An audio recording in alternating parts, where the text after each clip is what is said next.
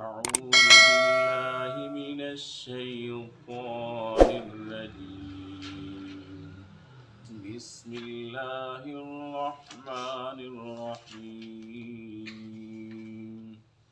اليوم أحل لكم الطيبات وطعام الذين أوتوا الكتاب حل لكم وطعامكم حل لهم والمحصنات من المؤمنات والمحصنات من الذين أوتوا الكتاب من قبلكم إذا آتيتموهن أجورهن محصنين غير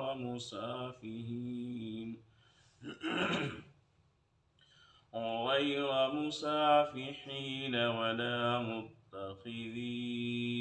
أخدان ومن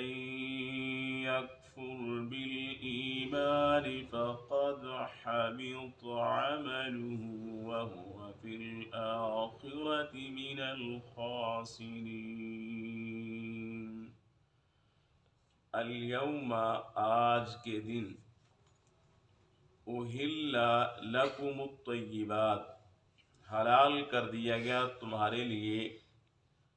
احل حلال کر دی گی، لکم الطیبات تمہارے لیے پاکیزہ چیزیں، الیوم آج کے دن، احل حلال کر دی گئی، لکم الطیبات تمہارے لیے پاکیزہ چیزیں، وطعام الذین اوتوا الکتاب اور کھانا ان لوگوں کا جو دیے گئے کتاب، حل لکم حلال ہے تمہارے لیے، وطعامکم اور کھانا تمہارا، حل حلال ہے، لہم ان کے لیے، والمحصنات من المؤمنات اور پاک دامن مومن عورتیں، والمحصنات اور پاک دامن عورتیں، من الذین ان لوگوں کی، اوتوا الکتاب جو دیے گئے کتاب، من قبلکم تم سے پہلے، والمحصنات من المؤمنات اور پاک دامن عورتیں مومن عورتیں، والمحصنات اور پاک دامن من المؤمنات مومن عورتیں، والمحصنات اور پاک دامن عورتیں، من الذین ان لوگوں کی، اوتوا الکتاب جو دیے گئے کتاب، من قبلکم تم سے پہلے، اذا جب، آتیتموہن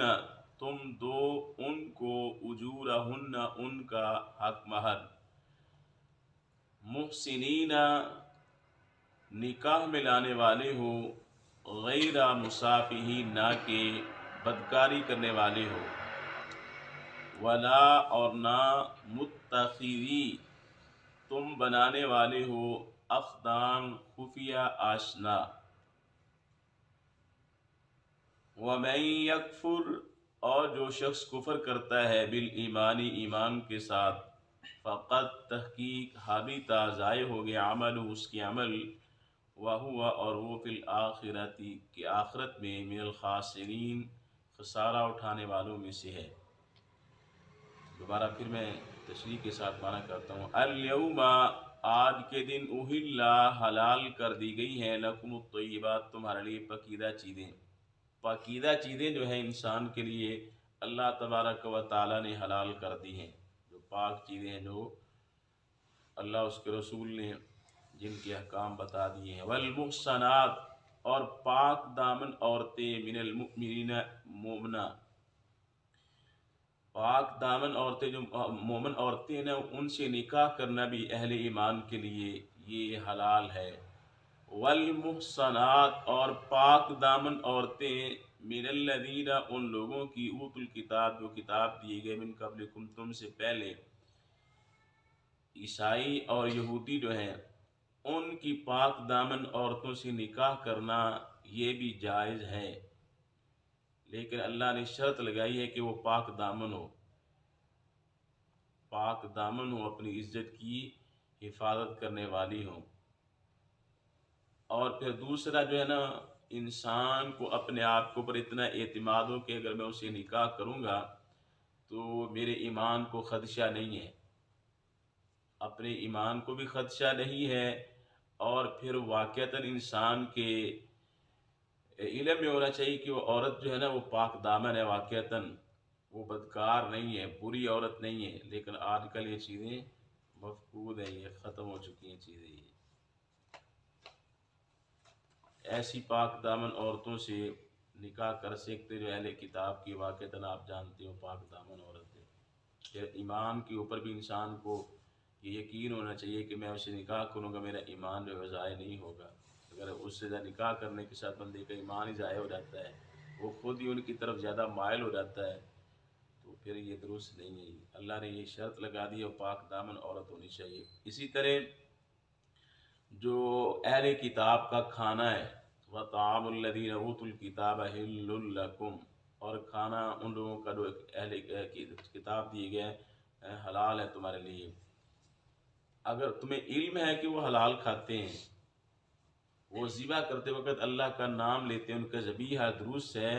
حلال کھاتے ہیں، تو پھر جو ہے آپ ان کا کھانا کھا سکتے ہیں۔ اگر وہ حرام کھاتے ہیں، ان کے دسترخوان کے اوپر حرام ہے، تو پھر جو ہے آپ ان کا کھانا نہیں کھا سکتے اہل کتاب کا۔ اسی طرح اہل ایمان کا کھانا جو ہے وہ اہل کتاب کھا سکتے ہیں، یعنی ہمارے گھر کا پکا ہوا ان کو دیا جا سکتا ہے، وہ کھا سکتے ہیں۔ اللہ تبارک و تعالیٰ فرماتے ہیں کہ اہل کتاب کی عورتوں سے جو نکاح ہے نا، وہ جب کرو گے تو اس وقت تم نے اذا آتیتموہن اجورہن، تم نے ان کو ان کا مہر بھی دینا ہے۔ حق مہر جو ہے نا، نکاح کرتے وقت جو حق مہر ہوتا ہے وہ بھی آپ لوگوں نے ان کو ادا کرنا ہے۔ پھر وہ جو اگر نکاح کرنا ہے ان کے ساتھ تو مقصد جو ہے وہ پاک دامن ہے، اپنی عزت کی حفاظت کرنا ہے، اور ان کے ساتھ یہ نہیں ہے کہ بندہ اپنی شہوت پوری کرے اور پھر ان کو چھوڑ دے، کچھ دن رکھے ان کے بعد اس کو ختم کر دے، نہیں، اس کے پختہ جو ہے پورے اپنے نکاح میں لانے کا مقصد ہو کہ میں زندگی بھر اس کے ساتھ رہوں گا۔ اور پھر آخر میں اللہ فرماتے ہیں کہ تم نے اس کو یہ خفیہ دوستی بھی ان کے ساتھ نہیں کرنی، خفیہ طور پہ آپ نے ان کے ساتھ اپنے تعلق بنانے۔ تو جو انسان ایمان لانے کے بعد، جو انسان کفر کرتا ہے ایمان لانے کے بعد، مطلب یہ ہے کہ جو انسان اہل کتاب کی عورتوں سے نکاح کر لیتا ہے اور پھر ان کی طرف وہ مائل ہو جاتا ہے، ایمان کو چھوڑ دیتا ہے، یا پھر اہل کتاب کے کھانے کھاتا ہے، ان کے یہ نہیں دیکھتا کہ وہ حرام کھاتے ہیں یا حلال کھاتے ہیں، ان کے حرام کے ساتھ پھر یہ بھی حرام کھانا شروع کر دیتا ہے، تو اللہ کی حدوں کو پامال کر رہا ہے دونوں صورتوں میں۔ تو اللہ فرماتے ہیں فقد حبط عمل، اس کے عمل ضائع ہو جائیں گے، اس کی نیکی برباد ہے، جو انسان ایمان لانے کے بعد پھر وہ کفر کرتا ہے۔ اسی طرح اللہ فرماتے ہیں کہ اور وہ فی الآخرتی، آخرت میں یعنی قیامت کے دن من الخاسرین، نقصان اٹھانے والوں میں سے ہو جائے گا۔